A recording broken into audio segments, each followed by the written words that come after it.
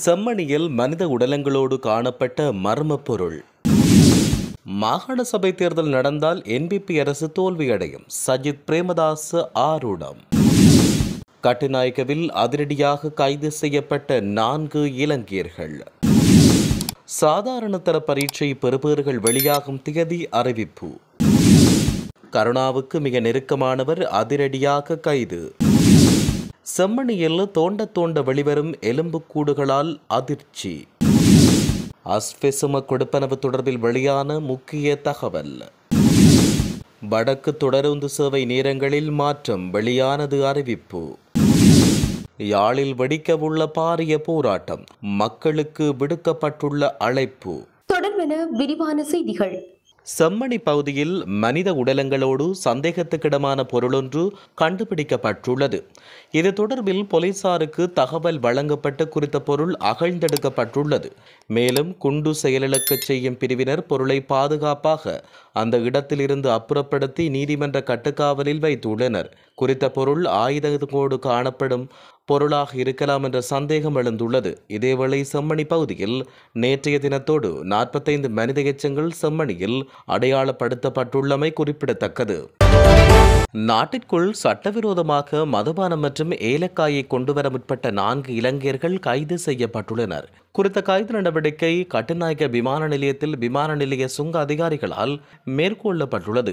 சம்பவம் தொடர்பில் தெரிய வருகையில் கட்டுநாயக்க விமான நிலையத்திலிருந்து 1,50,00,000 ரூபாய் பெறுமதியான மதுபானம் மற்றும் ஏலக்காயை நாட்டுக்குள் கொண்டுவர முயன்றுள்ளதாக குறிப்பிடப்பட்டுள்ளது.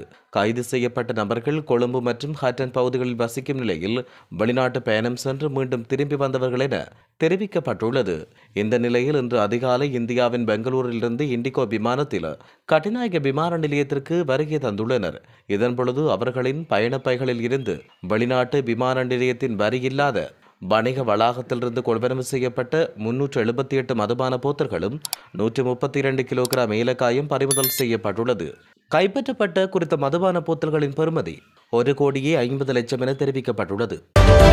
கிழக்கு மாகாண சபையின் முன்னாள் உறுப்பினரும் யுத்த காலத்தில் கருணாநிதியின் அம்பாறை மற்றும் திருக்கோயில் பகுதிக்கு பொறுப்பாக இருந்தவருமான கே. புஷ்பகுமார் என்ற இனிய பாரதி கைது செய்யப்பட்டார். குறித்த கைது நடவடிக்கை இன்று காலை குற்றப்புலனாய்வு பிரிவினரின் அணியொன்றால் மேற்கொள்ளப்பட்டுள்ளது.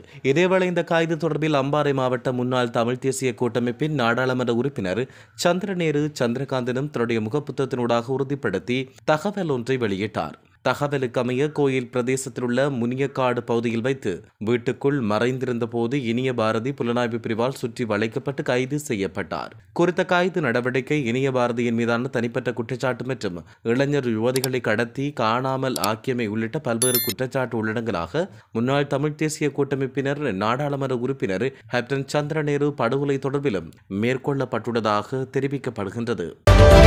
தற்போது வரை செம்மணியில் 44 எலும்புக்கூடுகள் முற்றிலும் அகழ்ந்தெடுக்கப்பட்டுள்ளதோடு 47 எலும்புக்கூடுகள் அடையாளம் காணப்பட்டுள்ளன. செம்மணி மனித புதைகுழியில் 2வது கட்டத்தின் 12ஆம் நாள் அகழ்வு பணிகள் இன்றைய தினம் முன்னெடுக்கப்பட்டுள்ளன. இந்த அகழ்வு பணிகள் இடம்பெறும் பகுதிக்கு அருகாமையில் ட்ரோன் மூலம் ஆய்வு செய்ததன் அடிப்படையில் நேற்று முன்தினம் முதல் அகழ்வு பணிகள் முன்னெடுக்கப்பட்டு வருகின்றன. இந்த நிலையில் அந்த இடத்திலும் சான்று பொருட்கள் அடையாளம் காணப்பட்டுள்ளன. அத்துடன் அகழ்வு பணிகள் முன்னெடுக்கப்பட்டு வருகின்ற இடத்திற்கு அருகாமையில் இன்றைய தினம் ஏசிபி இயந்திரம் மூலம் அகழ்வு பணிகள் முன்னெடுக்கப்பட்ட போது அதில் அதிகமான எலும்புகள் கண்டுபிடிக்கப்பட்டுள்ளன. யாழ்ப்பாணம் நீதிமன்ற நீதவான் ஏ ஆனந்த ராஜா முன்னிலையில் தொல்லியத்துறை பேராசிரியர் ராஜோமதேவா குழுவின் பங்கேற்புடன் இந்த அகழ்வு பணிகள் இன்று முன்னெடுக்கப்பட்டு வருகின்றமை குறிப்பிடத்தக்கது.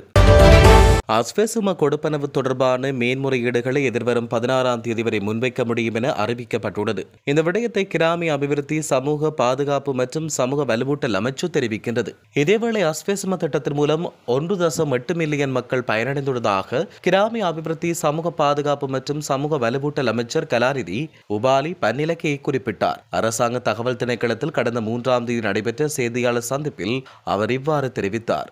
அஸ்வெசும நலன்புரி திட்டத்தை பெற்றுக் கொள்வதற்காக மேலும் 9 லட்சம் பேர் விண்ணப்பித்துள்ளதாக அவர் குறிப்பிட்டார். அத்துடன் அஸ்வெசும நலத்திட்டத்தின் 2ஆம் கட்டத்துக்கான தகுதியான பயனாளிகளின் பேர் பட்டியல் அறிவிக்கப்பட்டுள்ளது. தொடர்புடைய பட்டியல் அனைத்து பிரதேச செயலகங்கள் மற்றும் கிராம அலுவலர் அலுவலகங்களிலும் அறிவிப்பு பலகைகளில் காட்சிப்படுத்தப்பட்டுள்ளது. அத்துடன் குறித்த பட்டியல் நலன்புரி சபையினுடைய அதிகாரப்பூர்வ வலைத்தளமான www.wbb.gov.lk-இலும் வெளியிடப்பட்டுள்ளமை குறிப்பிடத்தக்கது. வடக்கு தொடருந்து சேவைகளின் இயக்க நேரங்களை மாற்றியமைக்க இலங்கை தொடருந்துகள் திணைக்களம் நடவடிக்கை எடுத்துள்ளது. வடக்கு தொடருந்து பாதைகளை பயணிக்கும் பொதுமக்களின் கடுமையான கோரிக்கையின் காரணமாக இந்த தீர்மானம் எடுக்கப்பட்டுள்ளதாக தெரிவிக்கப்படுகிறது. அதன்படி வார இறுதி நாட்களில் இயக்கப்படும் இன்டர்சிட்டி எக்ஸ்பிரஸ் தொடருந்து நாளை முதல் கல்கிசைக்கும் காங்கேசந்துறைக்கும் இடையில் தினமும் இயக்க தொடருந்து திணைக்களம் திட்டமிட்டுள்ளது. இதற்கு இணையாக கொழும்பு கோட்டையிலிருந்து காங்கேசந்துறைக்கு தினமும் காலை 5:45 மணிக்கு இயக்கப்படும் யாழ்தேவி தொடர்ந்தின் புறப்படும் நேரம் நாளை முதல் திருத்தப்பட்டுள்ளது. யாழ்தேவியின் கொழும்பு கோட்டையிலிருந்து புறப்படும் நேரம் காலை 6:40 மணியாக திருத்தப்பட்டுள்ளதாக திணைக்களம் அறிவித்துள்ளது. சிறைகளுக்குள் படுகொலை செய்யப்பட்ட தமிழ் அரசியல் கைதிகளை நினைவுகூர்ந்தும் மற்றும் சிறையிலிருந்து விடுவிக்கப்படாத உறவுகளின் விடுதலை வேண்டியும் போராட்டம் ஒன்று முன்னெடுக்கப்பட உள்ளது. இந்த போராட்டத்துக்கு குரலற்றவர்களின் குரல் அமைப்பின் ஒருங்கிணைப்பாளர் முருகையா கோமகன் அழைப்பு விடுத்துள்ளார். யாழ் ஊடக மையத்தில் நேற்று இடம்பெற்ற ஊடக சந்திப்பில் கலந்து கொண்டு கருத்து தெரிவித்த போதே அவர் இவ்வாறு தெரிவித்தார். தமிழினத்தை வீரருக்கும் வரலாற்றின் முதல் அத்தியாயமான ஜூலை கலவரத்தின் சிறைப்படுகொலை நாளான ஜூலை 25ஆம் தேதியை முன்னிறுத்தி அரசியல் கைதிகளின் விடுதலைக்கான உணர்வுபூர்வ போராட்டத்தை முனைப்புடன் முன்னெடுக்க குரலற்றவர்களின் குரல் அமைப்பு சகல தமிழ் சமூகங்களிடமும் அழைப்பு விடுத்துள்ளது. எதிர்வருகிற 24 மற்றும் 25ஆம் தேதியில் யாழ்ப்பாணம் கிட்டு பூங்கா சுற்றையலில் இந்த நினைவேந்தல் செயற்பாட்டில் சமூக உணர்வு கொண்ட அனைத்து தரப்பினரும் தவறாமல் பங்கெடுத்து ஒன்றிணைந்து குரல்களை உயர்த்தி உறவுகளின் விடுதலைக்கு அணிதிரண்டு வலிச்சேர்ப்போம் என அவர் இதன் பொழுது குறிப்பிட்டிருந்தார். இலங்கையில் மாகாண சபை தேர்தல் நடத்தப்பட்டால் ஆளும் கட்சியான தேசிய மக்கள் சக்தி தோல்வியடையும் என ஐக்கிய மக்கள் சக்தியின் நாடாளுமன்ற உறுப்பினர் அஜித் பிபெரீரா தெரிவித்தார். தனியார் தொலைக்காட்சி ஒன்றுக்கு வழங்கிய நேர்காணல் ஒன்றின் போதே அவர் இவ்வாறு தெரிவித்தார். நாடாளுமன்ற தேர்தலை விட உள்ளூராட்சி சபை தேர்தலில் ஐக்கிய மக்கள் சக்தியின் வாக்கு வங்கி அதிகரித்துள்ளது. ஏனைய எதிர்க்கட்சிகளின் வாக்கு வங்கி அதிகரித்திருப்பதை காண முடிகிறது. மாகாண சபை தேர்தல் நடத்தப்பட வேண்டும் எனினும் தற்போதைய சூழ்நிலையில் அந்த தேர்தலை அரசு நடத்துமா என்று தெரியவில்லை. அவ்வாறு நடத்தப்பட்டால் அனைத்து மாகாண சபைகளையும் எதிரணிகளை கைப்பற்றும். இதேவேளை இந்த அரசு 5 வருடங்கள் பயணிக்க வேண்டும் என்று நாம் எதிர்பார்க்கிறோம். ஆனால் வழங்கிய வாக்குறுதிகளை நிறைவேற்றாமல் மக்கள் ஆணைக்கு முரணாக அரசாங்கம் செயற்பட்டு போராட்டங்களில் ஈடுபட்டு அரசின் ஆயுள் காலத்தை சுருக்குவதற்கு நடவடிக்கை எடுக்கப்படும் என அவர் குறிப்பிட்டுள்ளார். 2024ஆம் ஆண்டுக்கான கல்வி பொது தராதர சாதாரண தர பரீட்சை பெறுபவர்கள் ஜூலை மாதம் 15ஆம் தேதி வெளியிடப்படும் என தெரிவிக்கப்பட்டுள்ளது. ஜூலை 15ற்கு முன்னரும் வெளியிடலாம் என்றும் எதிர்பார்க்கப்பட்டுள்ளது. இந்த விடயத்தை பரீட்சைகள் ஆணையாளர் நாயகம் தெரிவித்துள்ளார். மேலும் விடைத்தாள் திருத்துகின்ற பணிகள் தற்போது இறுதிக்கட்டத்தில் உள்ளதாக அந்த திணைக்களம் தெரிவித்துள்ளது. இந்த ஆண்டு மார்ச் மாதம் நடத்தப்பட்ட சாதாரண தர பரீட்சையில் மொத்தம் 4,78,182 பரீட்சார்த்திகள் பரீட்சைக்கு தோற்றினர். அவர்களில் 3,98,182 பேர் பாடசாலை மாணவர்கள் என பரீட்சைகள் திணைக்களம் குறிப்பிட்டுள்ளது. கல்வி பொது தராதர சாதாரண தர பரீட்சை முடிவுகள் வெளியிடப்பட்டதும் விண்ணப்பதாரர்கள் தங்கள் முடிவுகளை அதிகாரப்பூர்வ வலைத்தளங்கள் வழியாக பார்வையிடலாம். http://www.doenets.lk http://results.exam.gov.lk என்கின்ற இணையதளத்திற்கு பிரவேசிக்கலாம். இதேவேளை 2025ஆம் ஆண்டுக்கான கல்வி பொதுத்தராதர உயர்தர பரீட்சை நவம்பர் மாதம் 10ஆம் தேதி முதல் டிசம்பர் மாதம் 5ஆம் தேதி வரை நடைபெறும் என பரீட்சைகள் திணைக்களம் அண்மையில் அறிவித்திருந்தது. அதற்கான விண்ணப்பங்கள் ஜூன் 26ஆம் தேதி முதல் ஜூலை 21ஆம் தேதி வரை நிகழ்நிலையில் கோரப்படும் என திணைக்களம் அறிவித்துள்ளது.